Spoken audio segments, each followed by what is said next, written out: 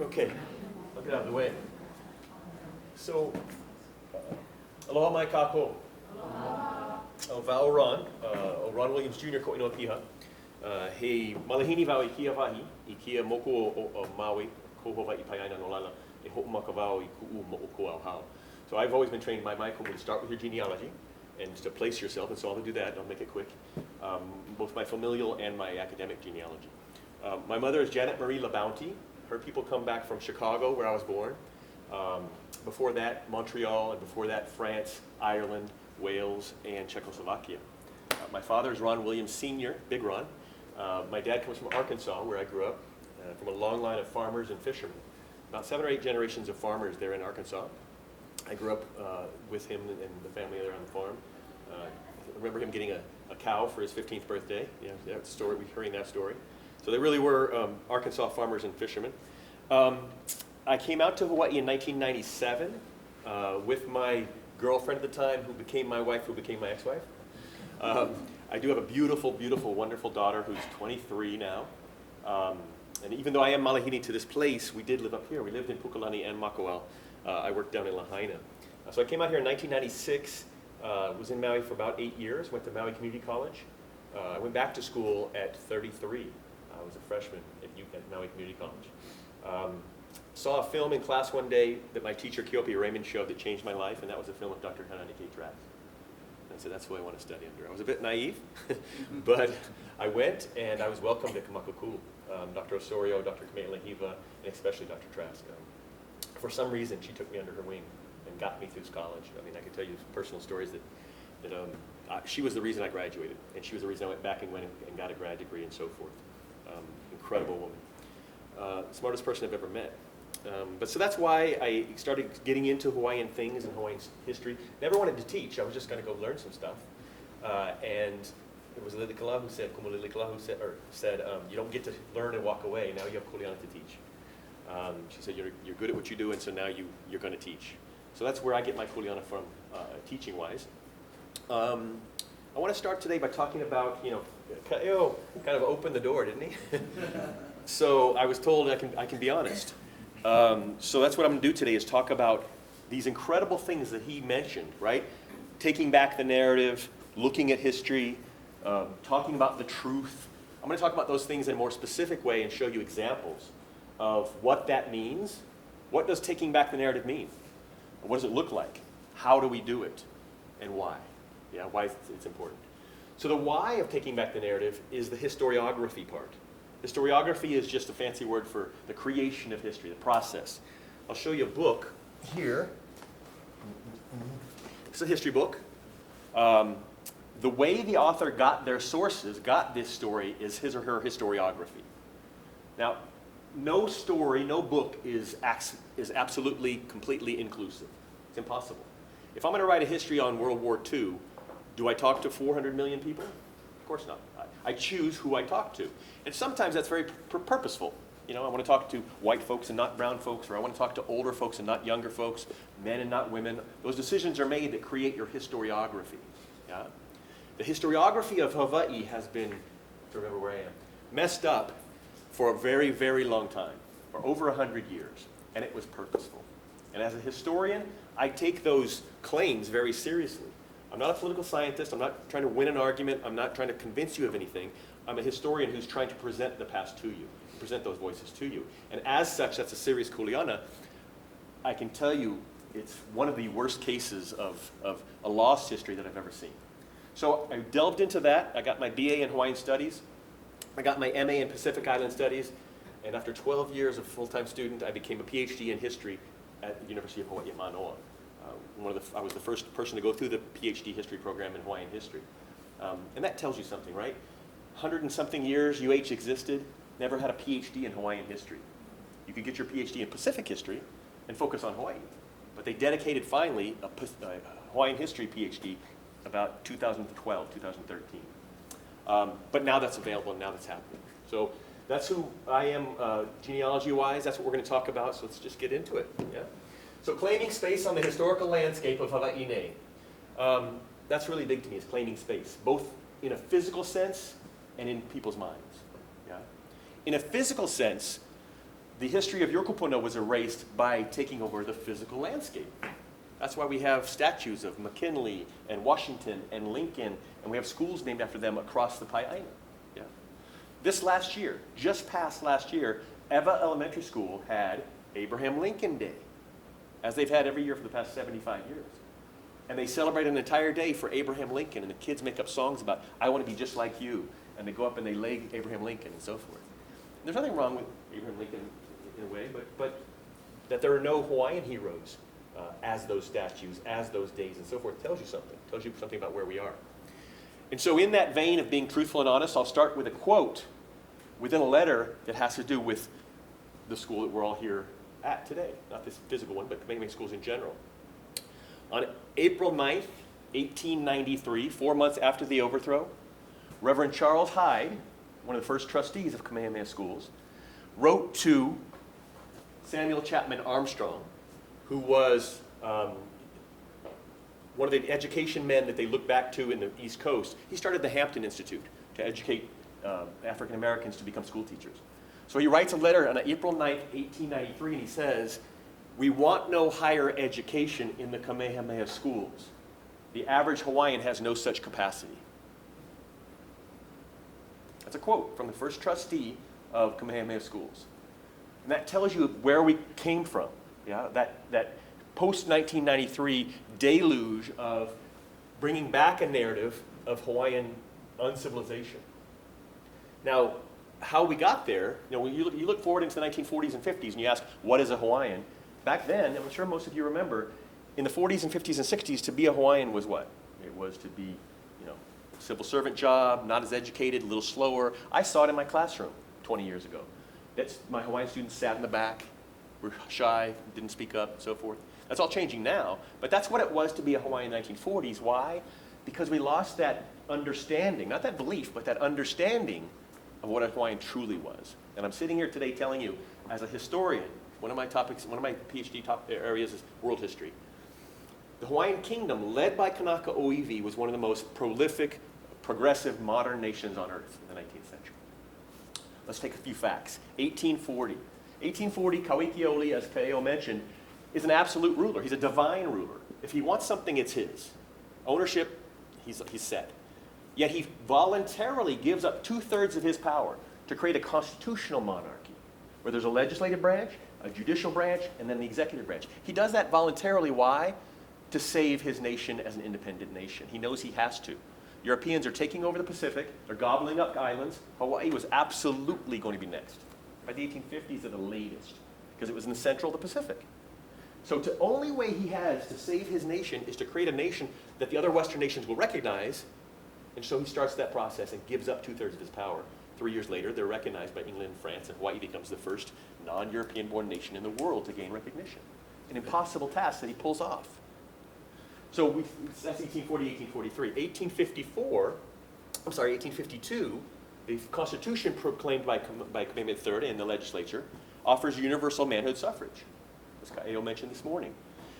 10 years later, in America, they're fighting about whether or not to own black people. The American Civil War was in the 1860s. A decade prior, those same folks could become citizens, own property, and vote in Hawaii. 1850s. That's a progressive modern nation. We have women rulers that started in 1840. Kekau'ulu'ohi, the Kuhina Nui. She was one of the first Supreme Court justices in the Kingdom of Hawaii in 1840. The first American woman to become a Supreme Court justice was Sandra Day O'Connor in 1981, 140 years later. So we see universal literacy. We see Kalakaua as the first monarch to circumnavigate the globe. All of these things. And we understand that Hawaiian nation in the 19th century was a brilliant, engaged nation. So how do we get from that understanding that everybody has to a 1940s, well, Hawaiians are kind of slow and not so educated and so forth. It's the erasure of that history and supplanting it with a new history that goes back to those old stories of non-civilization and so forth. So I'm going to show you a little bit of that. Okay? So, oops, that's not my computer. I want to dedicate today's talk to my kumu, Kanalu Young. As I was putting this presentation together over the last week, that idea of truth kept coming to me. And the power of truth. I've seen it in my classroom. I've seen it across the projects that I do. If you just tell the truth, that affects people. They get it. Yeah? And I'm talking about telling the truth with primary sources. That's what we're going to talk about later. But Kanalu was the first person and the only person really at that time at Kabakaku that was telling me that. You know, I had Dr. Trask I worked under, and I had Dr. Sorio and Dr. Meilahiva. And Kanalu used to, at his bedside, we used to go visit him at his house, and at his bedside, he would talk to me, and he told me all the time, he said, Ron, tell the truth, it's good enough. Let those other folks be the ones that are lying, that are conniving, that are making up stories, stretching the truth. Let's just tell the truth about Hawaii and Hawaiians, and that'll be strong enough. And so that's where I kind of got inspired about this idea of, it's not about winning a battle, it's not about he said, she said, it's about laying out the facts of history. Yeah? And so that's what we're going to do.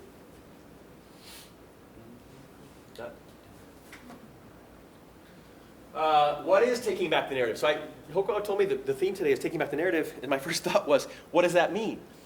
It doesn't mean merely physically taking back the narrative. It doesn't mean winning.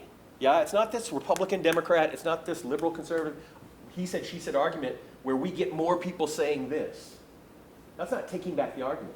Taking back the argument is creating a master narrative that most people, yeah, can understand and believe. So it's not just getting more people saying good things about Hawaii and Hawaiians. It's laying out the truth so that those folks that didn't agree with us start to agree with us. When we do Onipa'a at the palace, you know, there's a celebration every year at the palace for the Queen's birthday. And it's a brilliant celebration. I love it. I go every year. And a couple years ago, I started realizing this is awesome. Education booths and everything. But it's the same 1,500 of us, 2,000 of us every year. We already get it. What about the 98% of Hawaii that doesn't even know it's her birthday? Yeah. Those are the folks we have to speak to, and we speak to them with truth. And that's how we take back the narrative. We take back the narrative when those that aren't necessarily on our side start to understand the truth about history. Yeah. Okay, so identity and self-identity, a people and a nation, the construction of a master narrative, what we know, what we don't know, and why. Okay?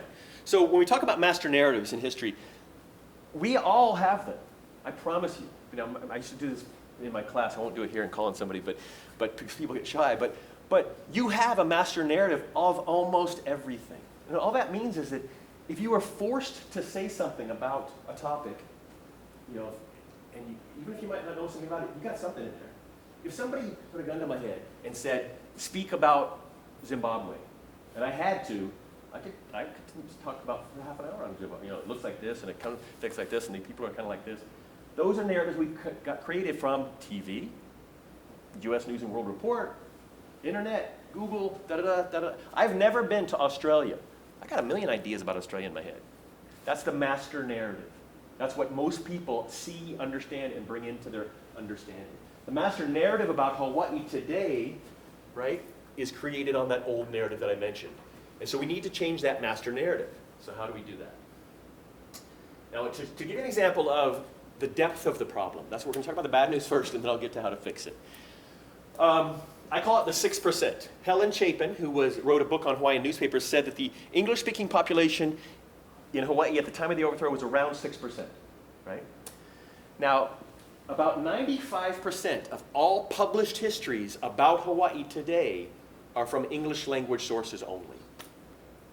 I ran over there before everyone got here and looked through the history section here. Same thing. 100 books on Hawaiian history, at least 94, 95 of them are written solely from English language sources. What does that mean? It means that 6% of the people wrote about 95% of the history. And those were ship captains, missionaries, missionary wives, doctors, and so forth. It doesn't mean, I'm not making the argument that Haole sources lie and Hawaiian sources tell the truth. I'm saying you've got a tiny picture of what happened in Hawaii. Hawaiians wrote prolifically about their land, their lives, their lahui. We just haven't read them. We've been reading them over the last 20 or 30 years. Lots of us are doing this work, including many of you. So we're just starting to open up. You know, there was a murder scene, 10 witnesses. We've talked to one and walked away and written the report. Now we're talking to everyone. We're gathering a much more inclusive history and understanding of what Hawaii is and who Hawaiians were. So the process of creating a new master narrative. So here's what you do in 1893 when you're a tiny minority white oligarchy who's just taken over a nation. Now I want you to understand that. We've given those folks who took over too much money in the past. We're talking about less than 2% of the population. We're talking about a couple thousand people in a 115,000 person nation who took over and were ruling Hawaii, scared and hanging on by a thread. And so they've got to do something. The first thing they do is get rid of the language, because that connects the people to their past and their history. You've got 500,000 pages of Hawaiian language newspapers telling you who Hawaiians are right there. And it's not going to work in that generation, but it's going to work in the next generation and the next and the next and the next. So 1895, they passed the act that removed Hawaiian education from schools. They removed Hawaiian language from the courts and from the legislature. So you start to cut off a people from their past. Now remember, again, it's not about convincing the folks around you, because they know better. Hawaiians in 1890s, 1900s, 1910s knew very well that they were not American, that they were Hawaiian, and that they were accomplished, and it came from a great past. You just start to phase that out over time. So the 1857, or the Act 57 mandated the English language. Then you flood the historical landscape with a new narrative about the native peoples. Reverend Sereno Bishop was one of the most prolific authors. William D. Alexander was another one. And the foreign and the native language newspapers. They just flooded the landscape with these made-up stories that they knew were false. And that many of the folks in the area knew that were false.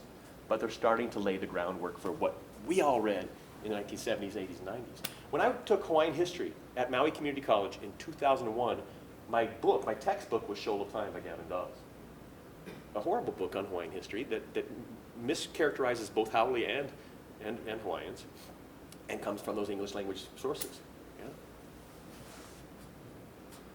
Institutionalize the new narrative. So make it not only among movies and TVs and newspapers and stuff like that, but institutionalize it in educational sites like the Board of Education, Bishop Museum, and the University of Hawaii. I'm going to show you some specific examples.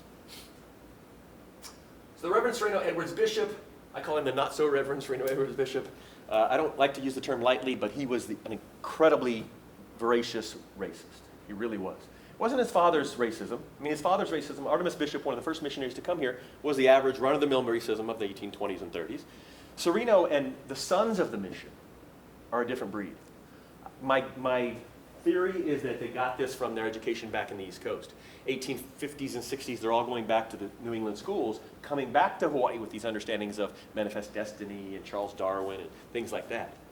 So Sereno took up a pen as a reverend and wrote columns post-overthrow about how Hawaiians weren't fit to rule. They weren't really human, and so forth and so forth. Now, think about why he's making this argument. The small group of white folks in Hawaii are trying to make an argument to the United States. Now, we've villainized the United States a lot, but there were a lot of folks in the U.S. who believed in of the people, by the people, and for the people. I wrote an article on collegiate debates over annexation, one of the first articles I ever wrote about 15 years ago. And I found these debates. I found it in the Hawaiian language newspaper, and then I went back to the schools and got them to send me their journals and so forth, and found these 7 different college debates all across America in 1893. Should we annex Hawaii? Harvard, Yale, Georgetown, Columbia. The first collegiate debate on the west coast of the U.S., which was Stanford, it was 2 years old, versus the UC schools, which was UC Berkeley and Hastings Law School. And every case, the no side won. No annexation. Why? One of the reasons was racist. They said we don't want to bring 100,000 brown people into our country. But the other reason was about justice. Students in universities across America were saying, if they don't want to be annexed, we can't just take them by force. And so how do you argue against that? What argument does Sereno Bishop and Dole and those guys have? Well, they're not really human, right? That's the only argument they have. So they start to make that argument, and Sereno Bishop is one of the most prolific authors. He puts out articles called Race Supremacy, Trouble from Native Ignorance, Annexation is the Thing Desired, The Character of the Opposition, Lil and the Japs. And he writes these columns after being hired as the UP correspondent for Honolulu. Now, the United Press and the Associated Press, the wire services were around back then, and just like today, not every city could have a newspaper correspondent in them. So these independent folks would write something, put it up on the wire, and then any newspaper could pick it up. He was hired as the UP correspondent for Honolulu. So from 1894 to 1902, The vast majority of the news coming out of Hawaii came from him. And it appeared in newspapers across the East Coast, Washington, New York, all over the place, right? And he's writing this type of stuff. Now, he knew as a reverend, as a Congregationalist minister, that he probably shouldn't be doing this. I mean, he knows that what he's saying is a lie, but it's political. And so he writes these columns, 102 columns. He's actually a bit of an egotist, too. I found his journal book at the Hawaiian Mission Houses Museum. All of his columns are in there. And so he wrote under a pseudonym, a fake name. What name did he pick? He writes that Hawaiians can't rule, they're too ignorant, and so forth, and he signs every single of those 102 letters in a series of over 100 columns published in newspapers across the United States. The Reverend Sereno Bishop updated an American audience to affairs in Hawaii as the Honolulu AP correspondent, Kamehameha. Yeah. So he said, and this is kind of a supposition of mine, I don't know for a fact. My guess is, by knowing him and reading his letters for years and years, is that he did them. Nobody thought Kamehameha was still alive. He was saying to Hawaiians, I'll take the most sacred name you have and use it to say that you're not fit to rule. And so column after column after column, he did that. One in particular I want to share with you. When the Queen is back in Washington fighting for the nation, and they're saying across the country, it's not right. We should have a vote. And both sides agreed if a vote was taken, it would be overwhelmingly against annexation in Hawaii. And so how do you stop that vote? How do you make the argument against? Sereno says this in a column in the newspapers. This takes us back to the point first made, that the people of Hawaii must be a party to the contract for annexation. Here is the very question to be settled. Who are the real people of Hawaii? Are they the decadent and dwindling race of Aboriginal Hawaiians who still linger in the land, a feeble and inefficient people, pushed aside from active life by the swarming Asiatics and the vigorous whites?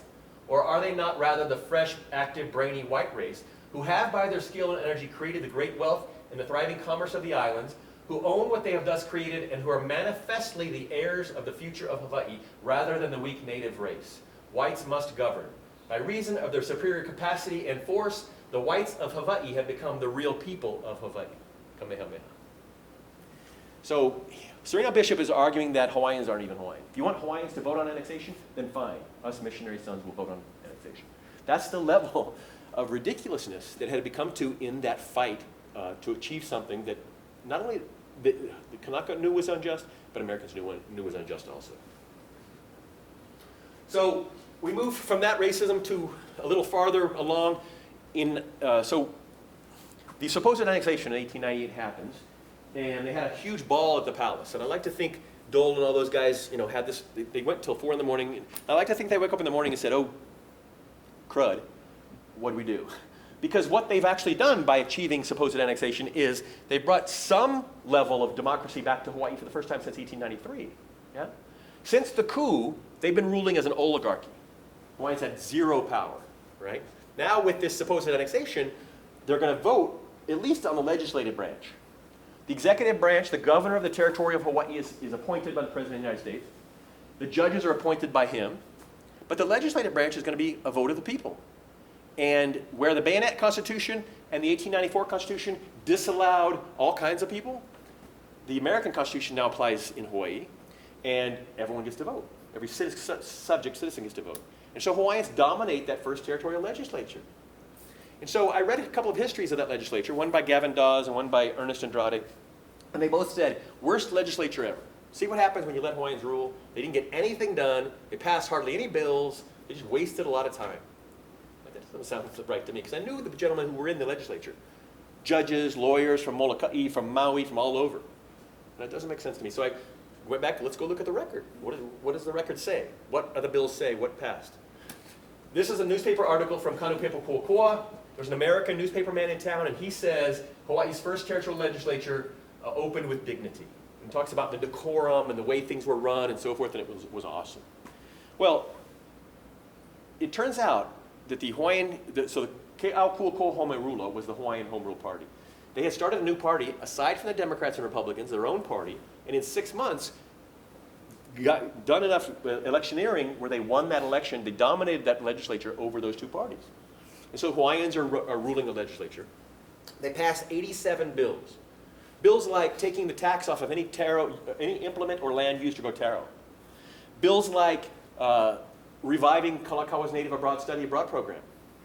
Bills like bringing Hawaiian language back into the schools, making all the schools bilingual. Bills like giving money and compensation to the Chinese who had lost their homes and livelihoods in the Chinatown fire, which they didn't have to do because the Chinese didn't have any power, they couldn't vote. But it's the right thing to do. So Hawaiians are passing all of these different bills, including my favorite, which was the county bill. The county bill was the first county bill. The actual county bill that comes through is 1905. But in 1901, they passed a county bill breaking Hawaii up into counties because that diversifies power from the governor. And you can have island counties and municipal people and stuff like that. And they named the counties after their lead. They named Maui. Well, any guesses on what they named Maui? They renamed Maui at that point in 1901. The Li'uokalani County. Yeah. Problem was that bill and 84 of the other 87 bills, Governor Sanford Dole vetoed. And they were one vote short of passing of a 2/3 majority, so they couldn't override his veto. That's the story of the 1901 legislature, not see Hawaiians couldn't get anything done, you see what happens when we let Hawaiians rule, and so forth. Yet we don't understand that unless we go back and look at the actual primary source archive. Okay. So that's that. So that's in Kano Paper Kuakua. What comes out in the English language paper about that first legislature is this front page. A Banderlog legislature, the Hawaiian Gazette, April 30th, 1901, shows the native legislators literally as monkeys in a jungle with the Jungle Book poem written underneath it, talking about how they're gibbering in that language and so forth. This was on the street, this was on the front page of a newspaper on the streets of Honolulu in 1901. So anyone that argues that it's not about race simply has to go back to the record and look. This is what they were saying about a native-led nation in 1901. When the legislature completes its work in April of 1901, another newspaper, the Pacific Commercial Advertiser, publishes this cartoon. The circus leaves town with the Hawaiian Simian Circus headed off to the woods. So again, that's the type of narrative they're creating that will move on into the 19-teens and 20s and 30s, embraced and supported by institutions and other places. In 1893, just after the overthrow, William DeWitt Alexander, one of the trustees at Kamehameha Schools and other places, he's a historian of the time. He writes a pamphlet called The Hawaiian Revolution. He's trying to justify what has just happened, the coup. And he calls it accurate, impartial, and breezy. Yet his accurate and impartial history of the overthrow doesn't include anyone from the Queen's side. It's only sourced from Dole and others. He says, Part 1, the decadence of the Hawaiian monarchy. It's true that the germs of many of the evils of Kalakaua's reign may be traced to the reign of Kamehameha V. This history was dedicated by special permission to the provisional government. So how you're writing a history about a war and dedicating it to one of the sides and calling it accurate is interesting. And it's also one-sided.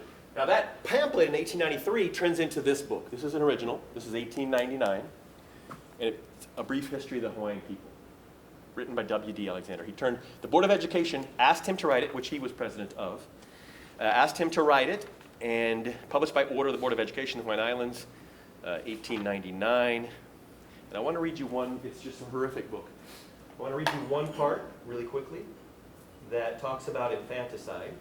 The myth of infanticide was written about by Dr. David Stannard, Haunani-Kei's husband. He wrote a book that disproved this myth of infanticide. Not that there had never been a single case in Hawaii, but that it wasn't a common practice, that it didn't happen like they made up. But nonetheless, in 1899, W.D. Alexander prints this about infanticide. Infanticide was fearfully prevalent, and there were few of the older women at the date of the abolition of idolatry who had not been guilty of it. It was the opinion of those best informed that 2/3 of all the children in Hawaii were destroyed in infancy by their parents. They were generally buried alive, in many cases, in the very houses occupied by their unnatural parents. The principal reason given for it was laziness, unwillingness to take the trouble of rearing children. So, Kalabai. So, W.D. Alexander, when you think about it, this book was taken in and used as the official textbook of all schools in Hawaii, public and private, for 40 years.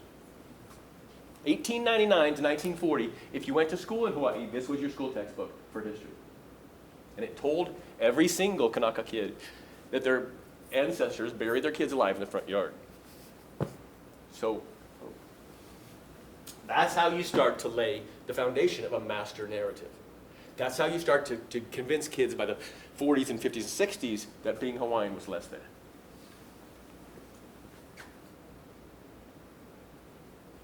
It's this kind of work, is this kind in the hands, very necessary to have a work of the higher classes in our schools. A standard authority in school textbook for more than 40 years, 1899 to 1940. It was also the school textbook at Stanford University in 1902. So Californians, Americans were also learning this history about Hawaii and Hawaiians. One more, 1930s, we're getting into this era of now Americanization and so forth, and really pushing that in one language and so forth. They dedicate a new hall at McKinley High School, a new auditorium, beautiful new auditorium. The governor comes, the mayor comes, everybody's there. They make it mandatory for every student and every parent to come. And they have a big celebration in the new hall, and they put on a pageant. They like to always do these acting pageants. And this one in 1928 was officially titled The Racial Pageant, right? And I want you to kind of think about and listen and feel, imagine yourself in 1928 as a Kanaka parent in Honolulu sending your kid to school, and you go to this racial pageant at the school, and this is what the program says. The making of Americans in Hawaii. The chanters and the warriors represent old Hawaii. So they bring in a gentleman dressed up like a chanter, and he sits over in the corner, right? He's representing Hawaii. The spirit of Hawaii enters and is received with a chant of welcome. So they have a guy dressed up, says Hawaii, and he comes in, the chanter welcomes him. The spirit of McKinley, President McKinley, comes as a representative of American education in Hawaii. So now they've got President McKinley dressed up, and he comes in, and he's representing American education in Hawaii. A Hawaiian child is brought forward by his mother and accepted by the spirit of McKinley. So they have a lady come out of the bleachers and bring her child down and give it to America. Then enters the principal racial groups of Hawaii, the Chinese, Portuguese, Anglo-Saxon, Japanese, Korean, and Filipino. As the mothers of each group enter with their children, the spirit of Hawaii welcomes them and entrusts the children to the spirit of McKinley. From the door of McKinley comes a band of various racial groups. They are the young Americans of Hawaii. They sing their alma mater. The spirit of America appears, and all sing Star Spangled Banner. Talk about indoctrination. I mean, that's about as much as straightforward as you can get. Hand over your children so that we can educate them and hand them over to President McKinley. So these are the types of things, and there's hundreds more that are going on from 1893 up to the 1930s and 40s and 50s, including the loss of language, including the loss of many other things in the Hawaiian community. I want to show you how it's institutionalized. About 12 years ago, the chancellor of the University of Hawaii, I forget which one it was, they change every few years now, mandated that every department at the University of Hawaii Manoa turn out a history of their department because they wanted to put together a book about the 100th anniversary of the UH. Now, if you know, UH was a land-based school, land-grant school, and it came out of this Bureau of Agriculture and Forestry. So there was an official government Bureau of Agriculture and Forestry that became a college that became the University of Hawaii Manoa. So most of the departments ignored him, like they usually do. But Tropical Ag took it up with passion, right? This is our chance to be proud. So CTAR at UH said, oh yeah. And they took it up and they produced this beautiful $80 coffee table book about the history of UH, right? This is 2018, 12, 13, something like that. Two professional editors, published by UH Press. And the book says, celebrating the first 100 years. University of Hawaii, education, progress, achievement.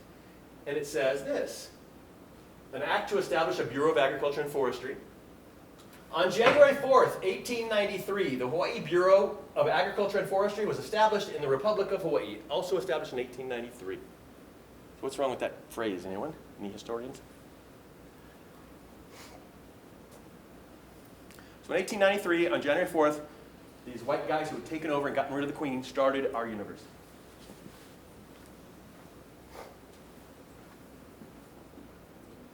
When's the overthrow? January 17th, 1893. So I was like, what? The Republic of Hawaii didn't exist in 1893. It was formed on 4th of July, 1894. So, curious, I went into the archives and started pulling up the original documents, and I found this, which is the meeting minutes from the House of that day. The 1892 Hawaiian Kingdom Legislature, an act to establish a college in the kingdom, was brought up on Saturday, June 18th, 1892, by Representative Luther W.P. Kaneali'i from Maui. So, senator from Maui in the Hawaiian Kingdom brought up a bill to start this college in Hawaii. Here's the actual bill. Legislative Assembly, an act relating to Bureau of Agriculture and Forestry, referred to printing, referred to engrossment, read for the third time, and passed. And here's the actual handwritten law, Makololo Hawaii, signed by Queen Liliuokalani. Yeah? Queen Liliuokalani signed this law, pushed by a Maui representative that created the College of the Bureau of Tropical Ag and Forestry, which became the college, which became UH Manoa. And in 2012, UH Manoa says a different story. Of course, a bunch of white guys started their university. That's how problematic our process is today. I mean, I don't think the editors, tried to skip. You can prove that false by Google, right? I think it speaks to that institutional racism, that idea that, of course, white men must have started our university. Not even going anywhere and checking. And that book was published. I brought this up to the recent chancellor about 5 years ago, and they're like, oh, yeah, okay, sorry. And they changed the online version. But, it speaks to that institutional problem. Yeah? Now, here's the actual book. Now, these beautiful books at the Hawaii State Archives are about this big. They weigh about 20 pounds each, and you lay them out, and they literally wrote down, I don't know why they wrote so big. There's like 4 words on each page, and you're like, but they wrote out each law in Hawaiian and English, and the Queen signed both. Here's the entire law. There's her signature there, right here. Liliuokalani Rex, or Regina. And then the President of the Senate signs it, and everybody else. Here's the English version. An act to establish a Bureau of Agriculture and Forestry. Signed by the Queen, signed by the President of the Legislature. So, I want to show you how you can use these tools. Now, Kaio got me really fired up. I mean, and this idea that as a historian, I just want folks to come in and access this stuff. Because the tools to take back the narrative they exist. And not only do they exist, but they're what's the word I'm looking for? Alive. Yeah, they're animate. They're animate. Yeah. I hear voices all the time in the archives. These are your kupuna who obviously want their story told. And all we have to do is take the time to go access them and go listen. Yeah. Thousands and thousands and thousands of stories of accomplishment, of dedication, of aloha aina, of all of these things exist in the archives, in those written documents. And they're eager to be heard. So once we start to access this stuff, we don't have to have these he said, she said arguments. When, forget, if you argue on Facebook, I have no help for you. But if you're talking to somebody in real life and they're bringing up something like this, the ability to be able to say, this isn't my opinion, this is the 1840 Constitution, what does it say? This is this, what does it say? It says it right here, right? That ability is the tool to take back the narrative. In 1931, the University of Hawaii Manoa published yearbooks every year when you graduate, kind of like in high school, and it was called Kapalapala. And I was doing research on John Henry Wise at the UH Archives, and I came across this yearbook. And I found that in 1931, they laid out the yearbook like a history timeline, and they put the students' pictures around them. And that was kind of interesting. And so I was interested in what they called the overthrow and what they'd say about it. And they called that period the transition. And they say about the transition, this period reveals the islands on the verge of dynamic changes. Queen Liliuokalani was on the throne and had ruled despotically, bringing about the changes without consulting the will of her people. Revolution soon followed, and her throne was seized from her. Completely. I can prove that wrong in 5 minutes. Yeah? This idea that she had been, and that was a common argument that I heard going through Hawaiian history and Hawaiian studies, was that she had, because of her ego, wanted more power. Right? Well, let's look at the record. Let's look at the primary source record. Right here you have the 1890 Palapala Ho'opi'i from Huikalai Aina. when the queen became, now this is for Kalakaua, but later it's going to move to the queen, when the queen takes her first trip around the islands when she's elected, which is a traditional thing to do. At every station she arrives, she's given physically these petitions. These petitions that were originally written during Kalakaua's time, but now they're given to her because he's passed. Every island. We didn't know where these were for a long time. A very famous historian in Hawaii, who I won't use his name right now, but he told me, people are always saying there's petitions. Those are a Hawaiian language student at UH Manoa found them at the Hawaii State Archives and has brought them forward since then. But there's 6,000 signatures on petitions demanding a new constitution from the Queen to replace the bayonet. The bayonet constitution outlawed all Asians from voting. Now they've had the vote since 1852. So imagine you're Chinese, a Japanese subject of the Hawaiian Kingdom. You own property and you own a business, and all of a sudden you can't vote. It raised the income clause, so poor Hawaiians couldn't vote. It did all these types of things, and everyone knew it was a faulty constitution. So they start petitioning the king or the queen in 1890 and then later in 1891, demanding a new constitution. Later, in 1892, at the legislature, they sent in, Hawaiians were incredibly engaged in politics. 1892 legislature lasted 60 days. Guess how many petitions they sent in? Now, I actually drawn up petitions with signatures, and over 470 petitions came in. 56 of them demanding a new constitution, with 4,347 signatures. You're talking about a nation of about 20,000 registered voters. Yeah? The Republic of Hawaii, the election for representatives of the Republic of Hawaii, the entire vote cast was 2,000 people. You got more than double that demanding a new constitution in 1892. So what the Queen was doing was listening to her constituents. She was doing, as she says, listening to the people, which is the voice of God. Yeah?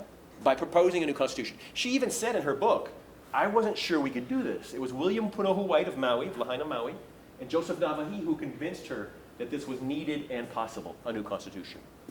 Yet our history books and our yearbook that we take home says the Queen was despotic and wanted more power. Yeah? But we can prove that history wrong. We have the tools. The Blount Report and the Morgan Report. He said, she said, it's been going on a long time over these reports. The Blount Report was Commissioner Blount. He was a representative from the U.S. Congress who came to investigate the overthrow, interviewed over 400 people on both sides, Dole, Thurston, Queen's Guy, everybody. Both sides, interestingly enough, until the reports came out, said he was fair. Once it came out, it called what the American minister did here an act of war. It said we must repair this wrong, and the president gave that speech. So soon afterwards, those pushing for annexation said, oh my gosh, well, we got to do a report that says the opposite. And they did. They came out with the Morgan Report. There's lots and lots and lots of evidence to show how faulty the Morgan Report was. But if you're sitting at a table again or talking with your family and somebody brings up the Morgan Report, how do you prove them wrong other than, no, that guy was a jerk? We have the evidence. We have the tools. So I showed you a little bit earlier how to use primary sources. Now this is contextualizing resources. When somebody says, Senator John Tyler Morgan printed a report, who's that? Senator John Tyler Morgan was an ardent expansionist who was a leader in the call for annexation prior to the investigation of the overthrow. I'm not going to read through all of these, we don't have time. But Senator Morgan was a leading proponent of American expansion who argued for the annexation of Hawaii, Cuba, and the Philippines. Morgan had advocated removal of black immigrants from the Congo as early as 1884. He wanted to use federal money to send black people out of America back to Africa. So he writes, does all this stuff, how biased is he? Morgan was an openly virulent racist who, among other things, had pushed a federal plan to fund American Negro emigration out of the U.S. His leadership in forging the ideology of white supremacy, he was the most prominent and notorious racist ideologue of the day, blah, blah, blah, blah, blah, blah. And then you find this book, which is a hagiographic history of the Ku Klux Klan. Hagiographic meaning that somebody inside, this was in this case a wife of one of the Klan members, said, I want to write this honorific history of the Klan. And she writes how beautiful, how wonderful they had, their work was and so forth. And she writes the history of John Tyler Morgan, who was the second Grand Dragon of the realm of Alabama Invisible Empire. So, you can't make this stuff up. John Tyler Morgan was the second Grand Master of the Alabama KKK when he was writing that report about Hawaii and annexation. So what do you think he thought about Hawaiians? That gives context to what he's producing. Now to the good news. That's why. That's why we have to take back the narrative. That's the type of stuff out there, and that's proof that the tools are there to take back that narrative. Now, there's thousands of these types of stories. I've come across hundreds myself, but they're out there in whatever category you're looking at, I promise. Whatever area, whatever category, whatever gender you're looking for, these stories of Hawaiian accomplishment, of Hawaiian intelligence, of Hawaiian dedication are there. You can start off with the World Atlas carved and painted by David Malo at Lahaina Luna in 1832. In 1830s, Hawaiians were up at Lahaina Luna studying what the prime meridian was, at what place on the map the Nile River flowed into Egypt. These types of things. Yeah. Let me show you some examples. Oops. Okay. This one here is a letter, original letter, we have at the State Archives, from the Hawaiian Kingdom Consulate in Pretoria, South Africa. Hawaiian Kingdom had consulates across the world. Now, I've always heard there were 70, 80, whatever. Dr. Sai said 100 one time. So I said, well, let's actually count. So we have a massive collection of letters from the consulates upstairs. And so I spent about a year and a half, and I wrote a piece that's in the Hawaiian Journal of History with a list of all the Hawaiian Kingdom consulates. 136. 136 Hawaiian Kingdom consulates on 6 continents across the globe. Hawaiian was, now what these, they weren't just for show. Hawaiian Kingdom consulates protected Hawaiian subjects abroad, facilitated trade, and kept communication about treaties and things like that. So what does that mean, they protected Hawaiian subjects abroad? 1880s, 90s, there was a whaling ship that went ashore in Port Townsend, just above Seattle. The Kanaka sailors weren't paid by the captain. He said, no, you just kicked them off the ship. So what do these brown men in the middle of this white country do? They went to the Hawaiian Kingdom Consulate in Port Townsend, filed a complaint. It went to the Washington Territory Supreme Court, and they won their case. So this protection of Hawaiian subjects across the world happens because of these consulates, and we had 136. Trigonometry homework, 1840 Constitution, Leo Kalani's letter, and I'll finish up in just a minute, but I want to share this story with you. The protest of the Queen on January 17th, 1893. I, Liliuokalani, by the grace of God, Queen, do hereby protest. I've memorized it as a historian. Never have I ever thought, where's the original? Until a few years back, I went to go look and I couldn't find it. Turns out, nobody could find it. Dawes, Kuykendall, all of these folks who wrote about her speech, wrote about it from printings in the newspaper. Because her speech was in Auntie's backyard up in Manoa. So the provisional government of Hawaii, January 24th, 1893, a week after the overthrow, they had all these documents they knew were important, they had to take care of them, they were worried about not making this happen, and so they brought them to the safest place in town, which was the Bishop of State Bank. And they put them in the Bishop of State Bank's vault. We have a receipt at the Hawaii State Archives for all these important provisional government documents, including the Queen's protest. They went into the bank in 1893 and got forgotten about. William Owen Smith was the Attorney General of the provisional government.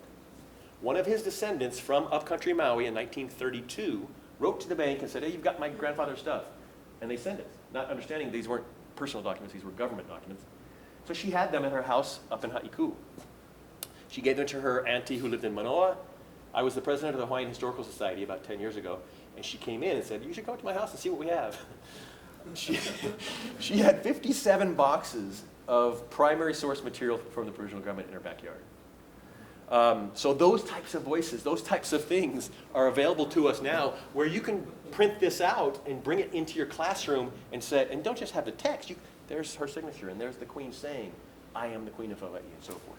This type of primary source material can be impactful in your classroom. This is Department of Education textbooks from Lahaina Luna, the Muliwai, the Manawai, Makai, across the world. Yeah. The Yangtze River, the so-and-so this, the so-and-so basin, the so-and-so delta. Hawaiians were learning, 15, 16, 17-year-old Hawaiian kids were learning that in the 1830s. Trigonometry homework, I am proud to say I went through 12 years of college and didn't take a single math class. But they were doing trigonometry. yeah, at Honolulu at 15, 16 years old. They were also doing incredible English. I mean, I read through this as a writer, as a professional writer. I can tell you, I got lost. You know, dissecting sentences down to the incredible degree. And this came from, I can't read his name, Richard, Pelekai from Waikapu, 15 years old. So think about this. Richard Pelekai from Wailuku, or Waikapu, is dissecting sentences in his second language. Better than I can today. This is the level of education that Hawaiians are going through. This is the level of intelligence, of engagement with school that they have. So, you know, you bring that into your classroom and show somebody and say, you're complaining?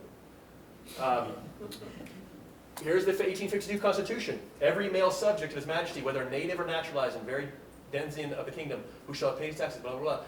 Universal manhood suffrage. Again, a decade before the American Civil War. There's that consulate one, another consulate one. This one, I think this is the last story I'll finish up on. 1912. Now this is where we get to what Kaio was talking about, and it's the difference between, what a beautiful phrase, the difference between an educated Hawaiian and a Hawaiian education. Because you can be educated and you can be the smartest person in the world. What should you know from Hawaii and from Hawaiians? Well, the Queen gave us an answer. You know, if I respect any leader, it's her. I taught a class on her online recently, and an incredibly courageous, strong, brilliant woman. And she told us what she wants taught here and every other school in Hawaii. Because in 1912, they opened up Ka'imuki Liliuokalani Elementary School in Ka'imuki. Of course, they've closed it down. It's now DOE offices. But Liliuokalani Elementary School in Ka'imuki, they invited her to do a grand opening and to place something into the cornerstone, into the, what do they call those?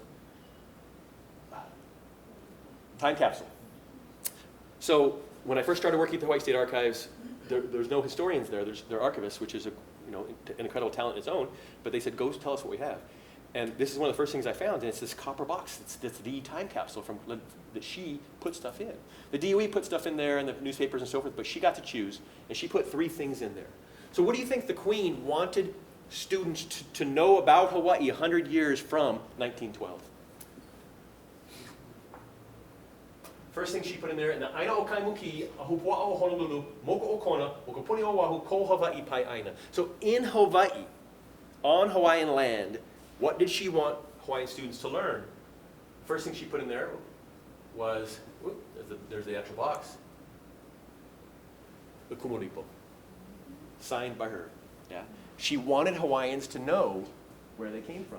She wanted them to know their mo'okuauhau, who you are, what you come from. Who you come from. Even today, as incredible, I know so many kumu who are doing incredible work in the Kumulipo, but in the general public, it's still thought of as an old tale, a nice story, origin story. She thought it that important that this is one of the 3 things I want students to learn 100 years from now, the Kumulipo. The second thing she put in there was a signed copy of Hawaii's Story by Hawaii's Queen. She said, I want my students to know their genealogy. I want them to know the genealogy of Kalahui Hawaii, of the Hawaiian nation. So she gave that, she gave this, and the third thing that she put in there was, of course, her music. Yeah, signed her music. Place names, relationships, all those types of things that made up being Hawaiian in the 1890s. She wanted folks to have some kind of tether to what it was to be Hawaiian. She wanted that taught in the schools.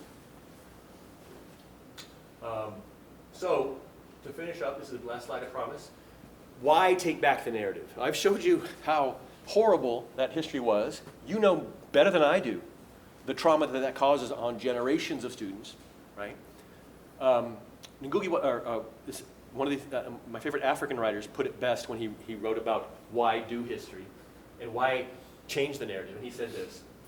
Ben Okri said, in a fractured age when cynicism is God, here's a possible heresy. We live by stories. We also live in them. One way or another, we are living the stories planted in us early or along the way, or we are also living the stories we planted, knowingly or unknowingly, in ourselves. We live stories that either give our lives meaning or negate it with meaninglessness. If we change the stories we live by, quite possibly we can change our lives. Yeah. Mahalo.